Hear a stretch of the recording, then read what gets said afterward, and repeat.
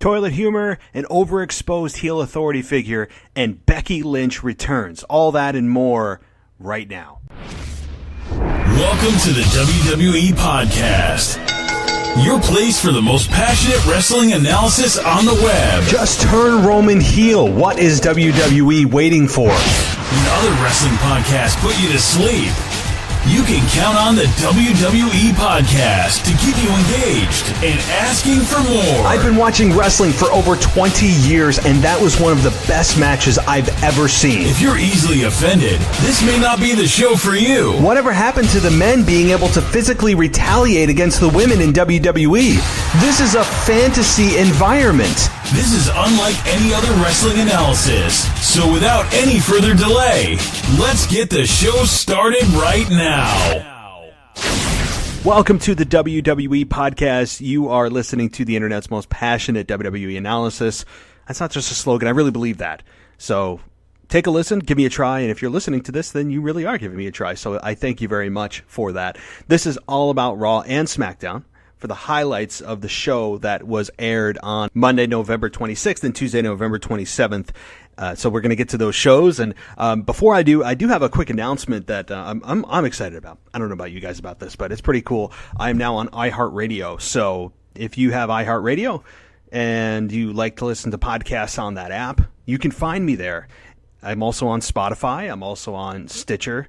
I'm on Spreaker, I'm on Apple Podcasts, and Google Play. So the reach is growing, and that's because of you guys that this show is growing so fast, and I want to thank you for that. It's a blast to be here. I'm looking to get some fresh voices on the show later this week, so this is not the only show this week. I will be bringing on a guest for the show to talk about what is going on in WWE and really whatever else we decide to jump into. So stay tuned for that. I'm working out the details as we speak on that. And by the way, if you'd like to get in on the show and you're like, hey, I'm a passionate fan, I want to get on the show, and I had many people contact me on Twitter, so thank you very much for that. And I occasionally will do that, but sometimes I like to look to Patreon. And patreon.com/WWE Podcast, you guys can check that out where if you become a patron, you will be able to get on the show and get a shout out on the show as well if that's something you're interested in doing. It's a tiered membership, if you will, where $1 gets you in the door. $1, 100 pennies will get you in the door, and from there, there's a lot of other cool stuff that you guys can look at. And so take a look at that if you're interested. It's also in my bio information on Twitter, which, by the way, is at the WWE Podcast. So I'm also looking into I recently got a microphone for my iPhone. And the reason for that is because I'm thinking about doing this show a lot more frequently. I'm hearing from people that, and I'm not tooting my own horn at all, but they want more content. That's just the way it is. And look, I'm looking to really figure out how to do it, and this may be a way to do it. And the reason I bought a microphone for my phone that I have is because the mic on the iPhone 10s that I have is good, but it picks up a lot of background noise. It's not the greatest quality if you're trying to record a show. I've done it before, and I've had people complain about it, and rightly so. It doesn't sound great. So this allows me to be much more mobile with my show. So when I'm on the road, I drive for Uber and Lyft in the morning, and sometimes, there's some downtime, and I have, 15, 20 minutes, and maybe I can get in a quick show with you guys and give you my quick opinions and let you guys know in real time what my thoughts are of what's going on in WWE. So just keep that in mind, that this could become a much more frequent show. So there's that. If, unless you're like, hey, this show sucks, in which case, sorry to burst your bubble, but you're going to get a lot more of me and more other voices, not just me, because I think that this needs a fresh coat of paint. And when you add more people, it just adds diversity. It adds a better listening experience than the same voice for 30 minutes or more. So anyway, guys, I'm going to take a quick break. And on the other side, I am going to talk about SmackDown and Raw. There's really not a ton of positivity coming out of Raw this past Monday night. SmackDown seemed to lift itself a little bit from last week, although that's not saying much. And the Becky Lynch return seemed a bit flat for what I thought it could be. So I'm going to get to all of that, but first, here's a word from our sponsor. This is Sean Abrams with a message for you and those you lead. 2018 was an eventful year. Like you, I lost some things, and I learned some things too. A few times I watched as things of significant importance to me fell to the ground. But rather than sit at the base of the rubble, I climbed to the top of it to get a better view of the field. From that point, I realized my sorrow would only subside when I decided that a pause for a failed plan is not a time for mourning, but a place for staging a comeback. If you felt or continue to feel loss and have only committed to recovering someday, know that if you are waiting for the right time, you have waited too long.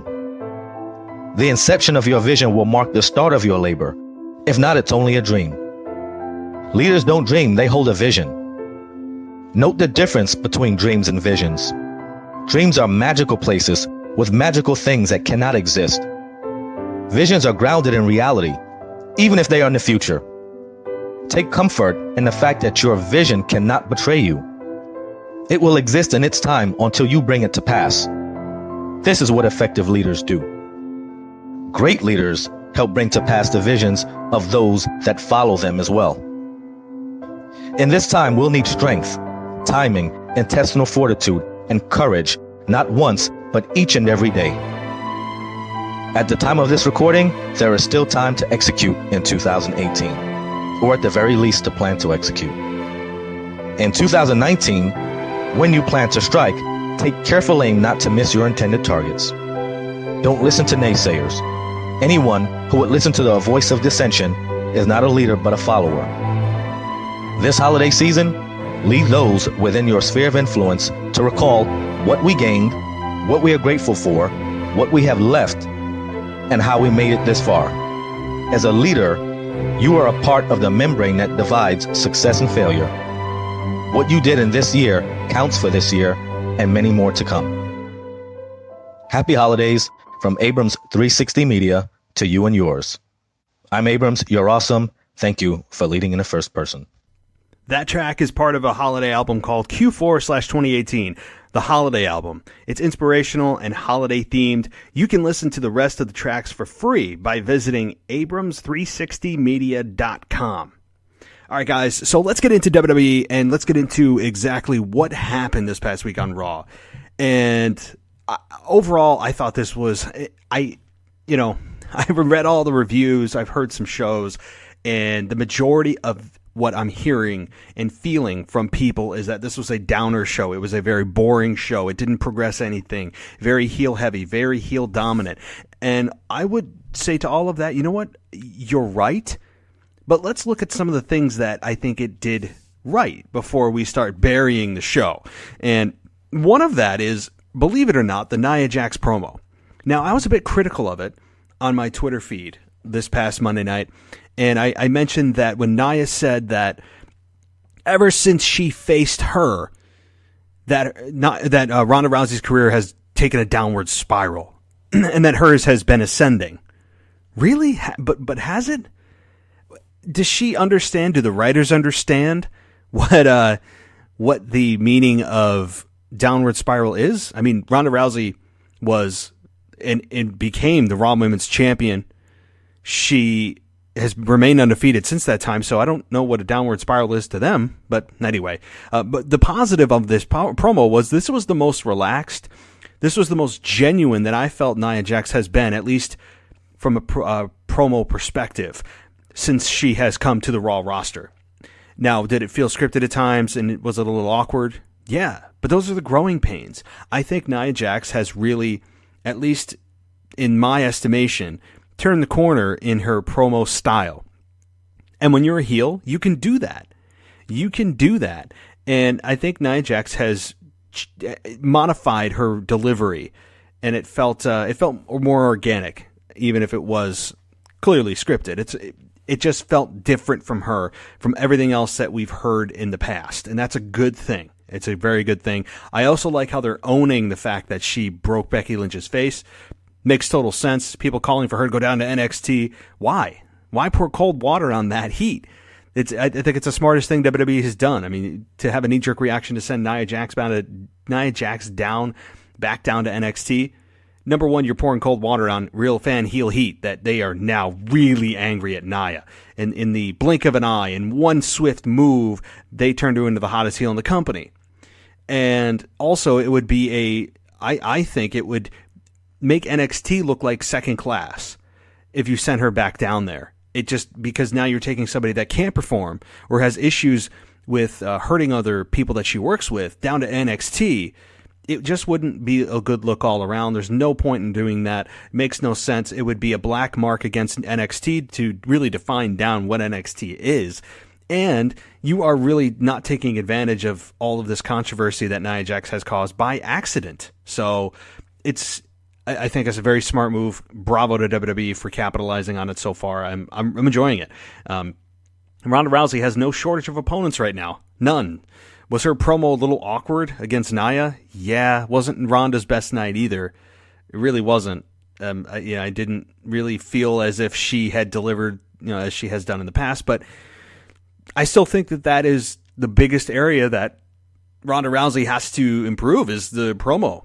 The promo skills, and I think she will. It's just going to take time. It's going to take effort. It's going to take perfect writing and really Ronda speaking from her own mind and not really what somebody else in the back wrote for her. So I think that'll come with time. I really do. I think that is something that will get better with age. And I don't know how long Ronda Rousey's going to stick with the company, but I think she's in this for the long haul. So now, the other, I guess, couple of small, glimmering, shining beams of light, if you will, for Monday Night Raw, is Alexa Bliss and the heel authority figure. Overall, I think the heel authority figure is something that is overdone. We saw it for years and years in WWE. I mean, think about the heel GMs that we've had. Countless. William Regal. Eric Bischoff. I mean, my God, Vince McMahon, when he was controlling Raw with Stone Cold Steve Austin back in the late 90s, early 2000s. We had Stephanie control Raw. She still controls Raw. I mean, you have Baron Corbin now. Just so many over the years that it's so overdone. The Authority, when they controlled Raw for a few years, and really, I mean, still do in real life behind the scenes. But it's an overdone thing. But when you have somebody like Alexa Bliss, who is ultra talented, and she comes off so authentic, even though she's the sweetest person behind the scenes, I still believe her when that red light comes on and she feels that character. I love the way she presents herself. It's believable. She's always got an agenda behind the scenes. I just love her as a heel authority figure. I think she could be an awesome Raw general manager. Obviously, she's going to focus on getting healthy and getting back in the ring and to active competition. But if the opportunity ever did present itself, I think that she could be an awesome new fresh face, even if she's a heel GM. It could really, really work. And at the top of the show, at the very beginning, you guys heard me say that a heel authority figure was overexposed. Well, I wasn't talking about Alexa Bliss. You all know who I'm referring to in Baron Corbin. He got, I mean, if you count up the minutes he was on the screen in your living room or your bedroom or your iPhone or wherever you were watching this, I mean, it was probably an hour and a half in total minutes that this guy was on your screen in some form or fashion. And I really don't have a ton to say about Baron Corbin in a negative light. I mean, I don't think it would matter who it is that is on your screen that long. It would eventually it would be like, we've seen this guy. Why do we need to see him in 5, 6, 7, 8 segments? I think Raw's hurting for star power right now. I don't think there's any question about that. I mean, who's your top guy? Who's the top guy? Who's the top, not just the top guy, but the top babyface? Seth Rollins? Probably. Seth Rollins is probably your guy, and he's in a program with Dean Ambrose right now. And you have Bobby Lashley, you have Drew McIntyre, and you have Baron Corbin in this heel faction that is just destroying the baby faces one by one in Elias and in Finn Balor. And who I don't know who's going to come in and be that white knight to be able to even the odds with this heel faction. I mean, could it be Bray Wyatt? Maybe he returned to a live event to face Baron Corbin over the weekend. Maybe. I don't know. I don't know who's waiting in the wings. Nobody really jumps out at me at this point, and it's a weird place right now. Raw's in a really weird place. they're hurting for star power. Braun Strowman's injured. Brock Lesnar is there when he wants to be, which means once every other pay-per-view. And it's also the holidays, which means that WWE just takes a seasonal creative slumber. I mean, that's just what they do. Typically, it comes closer to Christmas this year. I guess they're just doing it early. And to me, the real new season begins January 1st. That first Raw after the new year is when things really start to heat up because you're looking towards the Rumble, which is the start of the road to WrestleMania. Things are really starting to heat up, and this happens every year. So I don't know why people are so surprised or shocked or disappointed. This is a cyclical problem for WWE where they just, like I said, it's like a creative slumber that they just slide into and kind of go through the motions and sleepwalk through the creative for the next probably month. TLC is a forgotten pay-per-view. I mean, I don't know what purpose it serves. There's a match or two that I'm looking forward to. One of them being the triple threat of SmackDown Women's Championship with Asuka versus Becky versus Charlotte. And I think while it's an early prediction and somewhat of a uninspiring match from an outcome standpoint, I'm interested in it because of the reinvention that Charlotte and, more importantly, Becky we've seen over the last few months. It seems as if Charlotte is trying to be Becky Lynch light.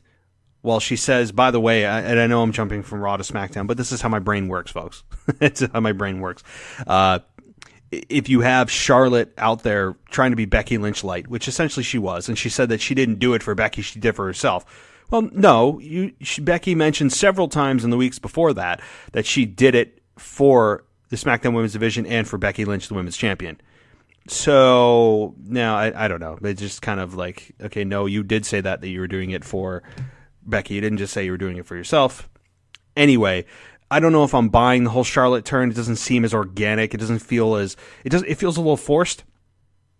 Whereas Becky's was very much a fan-driven success story. And so... I don't know. It just feels a little forced with Charlotte right now. So, and by the way, the whole Becky Lynch return, it was good to see her back. And they're probably just keeping her from getting physical in any kind of way until TLC, I'm thinking. Because what I want to see is Becky Lynch kick somebody's ass. I don't want to see her sit on the sidelines. Her promos are good. I love her body language. That to me is just as important as what she's done in the ring, and what she says is what she looks like when she says it.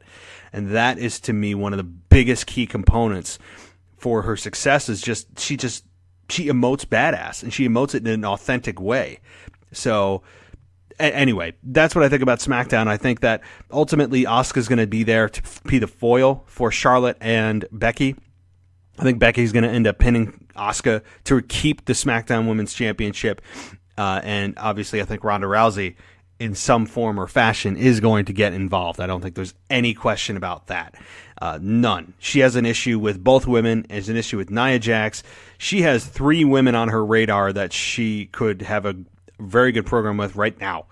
Nia Jax, not from an in-ring perspective, could be the best.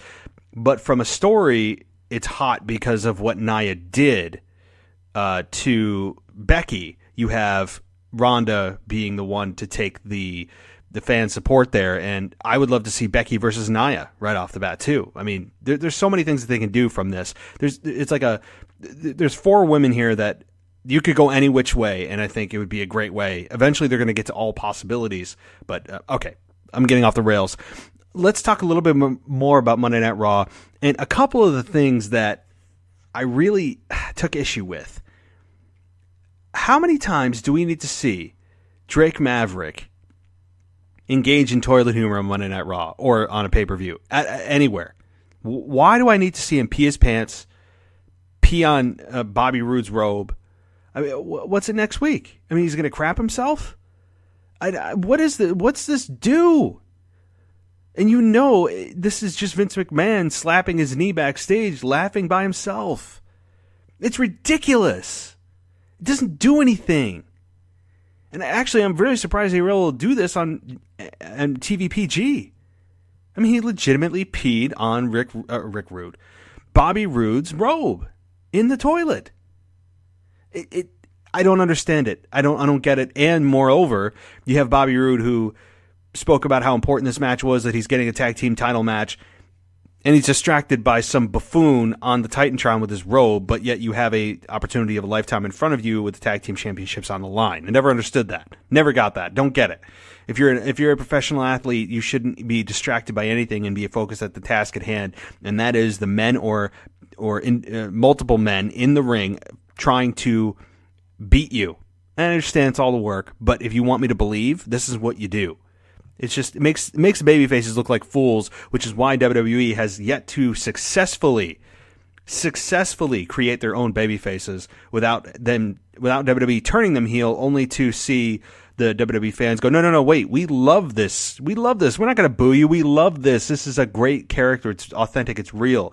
So they're great at creating baby faces by turning them heel, but WWE is not great at creating baby faces by purposely trying to create a baby face. It's a bizarre psychological twist that is WWE creative in 2018. It's absolutely astounding that they cannot figure out. They need psychologists in there. They need to study on what people in 2018 value. What society say? Why do people boo and cheer things? And so it's just, some of it's antiquated, some of it's just straight out stupidity. But I digress. So. Again, Drake Maverick needs to just stop peeing on robes, stop peeing on himself, and figure out a different way to contribute to this team. I'm liking Elias. He's got a nice elevation here. I don't think he's ready for the title picture, but he's got the support of the fans, and he also comes off very authentic as well. I think Elias could be the top babyface in a couple of years. I really do believe that. He has got a great support. He's got great crowd support no matter what role he's been playing. Even when it's a heel role, he has been cheered on a consistent basis. So he comes out there, he strums his guitar, sings some kind of nursery rhyme that is funny and insults his opponent. Then he gets in there and uses the guitar as a weapon, and Jeff Jarrett's it, and whatever. But this week was a very heel heavy week, and Elias ended up taking the beating and got beat down by this trio. I don't know. I hope they don't call it League of Nations. I mean, call it something else, please. League of Nations is... They haven't. I'm just reminiscing about that awful, awful tag team or faction. So, I don't know they don't know if they have a name for it yet. And one more thing I want to take exception to on Raw is the Bayley and Sasha Banks, quote, question and answer period with the WWE fans. I'm not going to call it WWE Universe. I still do not feel WWE Universe is a cool term to say. It doesn't sound cool. It sounds stupid. They're fans. They're the audience. Well, I don't know why we got to get cute and try to put a label on them. It doesn't. I don't care how many years they've been pushing this, and I still don't. Regardless, and I know that Taz, I just listened to his show, disagrees on this. That I didn't think it over. It sounded stupid. It sounded like a gimmick. And no, I just say it. It just sounds good. No, it doesn't. It still sounds stupid. It doesn't sound any cooler than it did when they first introduced it. I don't know why they have to come up with a cute label for fans. They're fans. They're an audience. I don't know. They always have to come up with some nickname, some cute way to label something. I just don't understand. So, and that's that Q&A, and clearly the woman in the audience was a plant, right? I mean, she asked the question that she was told to be asked by the creative team in the back, and I heard that fans saw her going back and forth from backstage to the, to the audience. And so you get I don't understand what they're doing with Bayley and Sasha. It really did not come off well. I thought it was a terrible segment, regardless of what some people actually thought this was a highlight of the show. Really? How? Bayley talking about go back to where you came from, Alexa. Hell, really, Bayley? What? That doesn't even. As Corey Graves aptly put it, and I'm very agreeing with this statement, that was a third grade burn. That really was. I mean, that's something that you'd say in third grade. Like, it's like a your mom joke. Really? It was awful. Awful. It really, as she said before Alexa asked her and Sasha to go out, that's Bayley said, this better not be a Bayley, this is your life segment. And, you had Alexa say, I wouldn't do that to you. Well, it felt pretty damn close to that. It was bad. It was bad. I don't know what they're doing with Bayley and Sasha. I have no clue. Does anybody know? Have you guys listened to the reaction that these two individuals are getting? It's nothing. The fans have started to really disconnect from Bayley and Sasha right now. Not just because that they are not in any kind of relevant program, but because they are, and yeah, you could say that, oh, the Riot Squad or what. No, they are not involved in any kind of relevant program whatsoever. And then you take that and put in their just bizarre back and forth, I love you, I hate you, I love you, I hate you nonsense. And it comes up, ultimately it all equals out to, I don't even care what's going on anymore with these two. I mean, sadly, that's where we're at. The fall from grace for these two is absolutely, it's sad. It's sad. So that's what I have to say about Monday Night Raw. And so it wasn't the greatest show. It was by far not the worst show, but it was not one for the record books, that's for sure. And as I said, guys, I don't expect the shows to really get any better over the next really month until we get towards SummerSlam. I really don't expect a whole lot. So, okay, let's get to the SmackDown Live show and just some things that I did like was Asuka winning. I thought that she was deserving. It was cool to see that, she is still in the eyes of creative, kind of that top three. She is literally the third out of the top three, and they have so forth really just shown that to you, being the third woman in that triple threat, and is going to be the one that likely takes the pinfall or submits to Becky Lynch so she can retain her championship. So that's good that they recognize that, and I think that Asuka is sorely underused right now. I mean, look what she was main eventing the women's side of SmackDown Live at WrestleMania against Charlotte last year. So it was cool, and it gave a nice showing to Sonya Deville as well. She's kind of that wannabe boxer, right, or the wannabe MMA kind of star that Ronda Rousey, if you guys don't remember, just quickly took care of her when they had that small interaction about a month or so ago.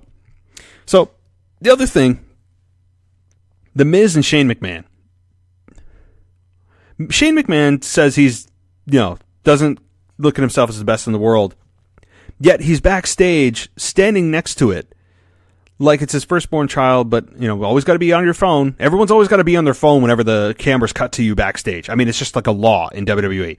Whether you're a GM and you're in charge of this multi-million-dollar company, you're sitting on your phone and the camera catches you, and you're only interrupted perfectly when the camera goes on to you to deal with whatever segment you're going to deal with or whoever interrupts you backstage. It's just the same formula. Why does it always have to be the same formula? Get these people off their phones. If what they're doing is so important, they're getting paid in storyline a hefty amount of money to manage the brand, and they're on their phones all the time. Every time the camera cuts to you, it just I don't know. So the Miz is trying to still team up with Shane. Shane being disinterested, and again on his phone, and Miz saying that this trophy was ours and 1/3 yours, and that this is, we need to take care of this like our child. That was actually kind of funny. So the Miz is slowly turning babyface, I guess, but being in line with Shane McMahon at this point may not be the safest option if that's what you're trying to do, because I don't think that right now the fans are looking at Shane McMahon as this individual that we want to cheer for, because think of what he's done over the last number of years. And I said this last week and the week before, but it's worth bringing up because you have Shane, who's a non-wrestler, son of the promoter, gets to play in the sandbox anytime he wants, shows up at WrestleMania, faces AJ Styles one year, faces Undertaker the year before in Hell in a Cell, and then is the sole survivor this year on SmackDown Live Survivor Series team, was a participant last year in SmackDown's Live Survivor Series team, does not follow through with saying there's going to be any changes on SmackDown Live, doesn't care that they got swept, not counting the pre-show, has no consequences, is disengaged, and takes this trophy for WWE's Best in the World Cup, and he's just on his phone backstage, and then is too cool for school to team with Miz. I mean, what are they doing with Shane's creative?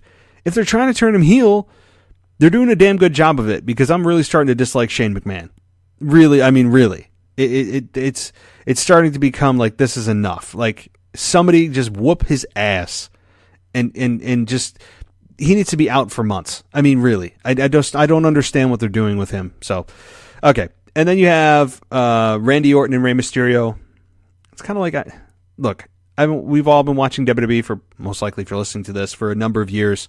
You've seen Randy Orton and Rey Mysterio, or if you haven't, go look at it. I mean, they work well together. They're two veterans. I guess it's somewhat interesting of a storyline. I'm like lukewarm on it. Like, I mean, great. I mean, Randy stole Rey Mysterio's mask. Okay, cool. But not that Rey can't, get one from the WWE warehouse that sells hundreds of thousands of them. So steal them, keep stealing them. But there is virtually an unlimited supply that Rey Mysterio could continue to do. And I understand it's a symbolism of the mask. And maybe that was an original. Or, I don't know, but they haven't brought that to light. So I don't know what they're doing with this. Randy Orton, even though he was a heel, was very careful to say this wasn't a disrespect in your culture, because we got to be very sensitive of your culture. Even in a scripted heel promo environment, we need to make sure that we don't offend anybody that may be offended by a storyline. God. Okay. This corporate effect on the storyline sometimes is just sickening, and I've never heard anybody say that before, where they wanted to make sure they didn't offend a certain group, and come on. Ugh. Anyway, so I'm semi-interested in this match. As with most Randy Orton feuds, he kind of goes through the motions, as he's done over the last few years, really almost all his career, as I keep tracing it back. So Randy Orton is just ultra talented, but again, he has 8 gears and uses about 3 of them. I mean, and maybe he's doing that on purpose, and I'm sure he is. He's a smart guy.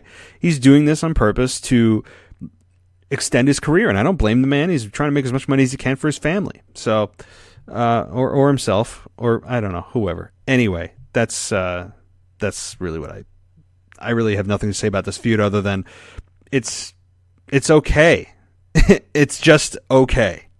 So, then you had The Miz and you had Kofi Kingston, and I don't know. I don't know what to make of it. I mean, Miz loses again. Miz is on a downward spiral. I don't know what he's done to deserve this after going to the finals of the World Cup, getting injured, Shane taking his place and winning, and then losing to the Bryant brothers last week, but begging Shane McMahon to be his partner, as if Shane McMahon is, the second coming of Christ, and then him losing to Kofi Kingston on SmackDown Live. It's just, what's going on? What's going on with The Miz? I don't get it. So Samoa Joe interrupting Jeff Hardy during his 20-year celebration, I thought was cool. I liked it. And everybody, we're all looking, was he supposed to talk about the drugs? Was he supposed to talk about that he, had a drug problem in WWE? No, of course he was. Of course he was. It was very well documented. Very well. I mean, you look at some of the specials on WWE Network, they talk about it. So it's not a secret. It was nice to see something real be brought to the forefront. God forbid we talk about anything real without people getting offended in storylines a la Roman Reigns, which I still love that they're capitalizing on. And you may look at me as a sick human being, but if I was WWE and I had that perfectly planned heel turn for Dean to take place the same night that Roman Reigns announces he has cancer, why not? And Roman Reigns, I'm sure, gave the sign off, but does that make everybody else okay with it? Who cares? Who cares? You're watching, when you're watching a product that is in a fantasy environment, that if something offends you in the moment, you have to just take a step back and use your freaking brain and say, this isn't real. And appreciate the fact that they were trying to bring in something real to elicit an emotion. Sensitive ass people. It's just, it's so frustrating, stupid. I'm getting off on a rant, but I'm going to end on a positive note, and that is Samoa Joe when he talked about Jeff Hardy's drug issues in the past. Cool. I think that's good. This Joe needs a reboot after being the first man eliminated from the SmackDown Live team and being defeated by AJ Styles numerous times clean. It's time for Joe to get a reboot and really re-educate the fans on Samoa Joe. Make him back into the badass. Have him mow through Jeff Hardy. Jeff Hardy is not the future. And you know what? Samoa Joe's not a young man either, but he's a lot more, I think, has more money in him than Jeff Hardy does. I think he's more multi-dimensional. Whereas Jeff Hardy is kind of a two-dimensional character, I think. I think not only that, but Joe's infinitely better on the mic, and he looks like a legit badass as well. See the thread of authenticity woven throughout my show. That's what I'm looking for. And you may say, if you like it real so much, why don't you go watch a real documentary? Well, let me ask you this. When you watch a movie, you watch a TV show, do you want to just sit there and be comatose and have no reaction to it at all and not get engaged in the story that you're trying to lose yourself in? I didn't think so. And that's what you do when you watch wrestling. Okay? So, all right. So that's what I have to say about you guys. I really, I do appreciate everybody who has given me a comment over the last number of weeks, and the ratings are going up and the listenership, and I appreciate all of that. Also, one comment on Lars Sullivan. I'm looking forward to it. I follow him a little bit, prior to him getting these vignettes. I think vignettes are an awesome way to introduce somebody. It's sorely underused. Not that everybody needs one before they come up, but it's an awesome way to build anticipation and say, hey, who is this guy? What does he do? Give me something. And build anticipation every week. So I like it. I don't know where he lands. Is it Raw? Is it SmackDown? SmackDown, or actually Raw could do star power, but is Lars Sullivan really a star power right off the bat? No. So I think he ends up on SmackDown. I really do. And I'm fine with that because, look, I think Braun Strowman coming back will help. Eventually, cross our fingers, Roman Reigns comes back. You have Brock Lesnar, here and there. So I think Raw will be okay come the new year when you have Braun back in full strength and it's time for WrestleMania season to heat up. So, guys, before I head out, I just want to give one more shout out to our sponsor for the day. And everybody else, listen, have an awesome, awesome day. I will talk to you later this week. As I said, I will be doing more of these shows in the coming days, weeks, months, and possibly years. So everybody, take care and have a great day or night. This is Sean Abrams with a message for you and those you lead. 2018 was an eventful year.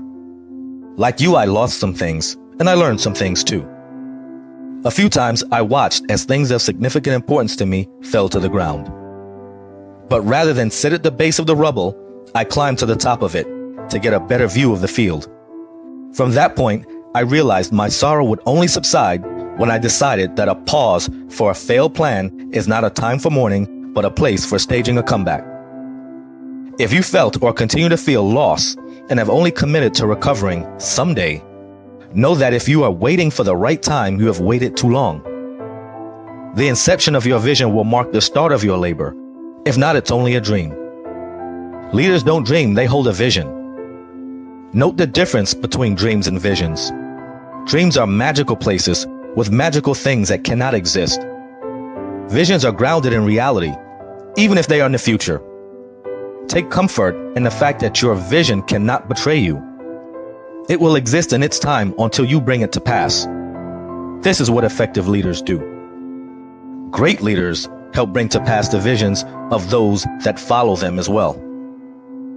In this time, we'll need strength, timing, intestinal fortitude, and courage, not once, but each and every day. At the time of this recording, there is still time to execute in 2018, or at the very least to plan to execute. In 2019, when you plan to strike, take careful aim not to miss your intended targets. Don't listen to naysayers. Anyone who would listen to the voice of dissension is not a leader but a follower. This holiday season, lead those within your sphere of influence to recall what we gained, what we are grateful for, what we have left, and how we made it this far. As a leader, you are a part of the membrane that divides success and failure. What you did in this year counts for this year and many more to come. Happy holidays from Abrams 360 Media to you and yours. I'm Abrams, you're awesome. Thank you for leading in the first person. That track is a part of a holiday album called Q4/2018, the holiday album. It's inspirational and holiday themed. You can listen to the rest of the tracks free by visiting Abrams360media.com.